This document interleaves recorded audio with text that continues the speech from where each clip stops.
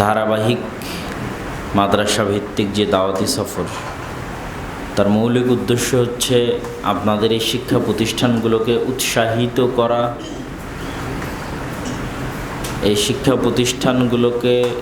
প্রতিষ্ঠানের ছাত্র শিক্ষক দায়িত্বশীল তাদেরকে সম্মুখপানে এগিয়ে যাওয়ার ক্ষেত্রে সঠিক দিক নির্দেশনা, পরামর্শ এবং সর্বোপরি উৎসাহ আগ্রহ তৈরি করা। কেননা এই প্রতিষ্ঠানগুলো যে কতটা গুরুত্বপূর্ণ,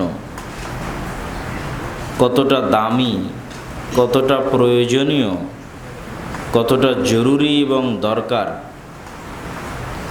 তা ভাষায় প্রকাশযোগ্য নয়। তবে যতটুকু বোঝানো সম্ভব এই সমস্ত প্রতিষ্ঠানের গুরুত্ব, তার দুই একটা বাক্য এভাবে আমি বলি যে বানু ইসরাইলের সময়ে প্রত্যেক যুগে নবী প্রেরিত হতো।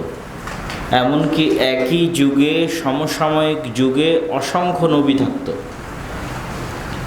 যেমন মুসা এবং হারুন আলাইহিমা সালাতু ওয়াস সালাম একই সময়ে একই জায়গায় একের অধিক নবী। ইব্রাহিম এবং লূত আলাইহিমা সালাতু ওয়াস সালাম একই সময়ে একাধিক নবী। ঈসা, ইয়াহইয়া, জাকারিয়া একই সময়ে একাধিক নবী। তো যেখানে বানু ইসরাইলের জন্য প্রত্যেক যুগে তো নবী থাকতই, কখনো একই সময় একাধিক নবী থাকত।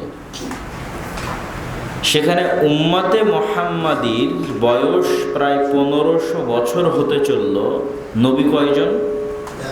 একজন।